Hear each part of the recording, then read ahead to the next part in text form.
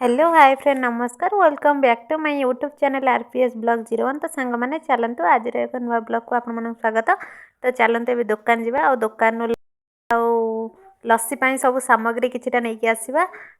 चलतु जावा ए दुकान। तो फाइनाली सांग मैंने मुझे दुकान आसी पहुँची गली। देखो मुझे दही हॉर्लिक्स काजू एत सारा जिनस नहीं जाए चीनी तो घरे अच्छी। तो सांग मैंने आउ किसी से दुकान में मिलानी तो से किसी चेरी आउ नड़िया भी आनी भल लगी था तो मिलानी तो कौन कर चलते जी आस सांग मैंने प्रथम देखु तादे पईला काजू माने ग्राइंडर जार रे काजू पईला तापर तादे दही पईला तो ता सहित टिके पानी दिया तो तापर एबे हॉर्लिक्स पड़ुची।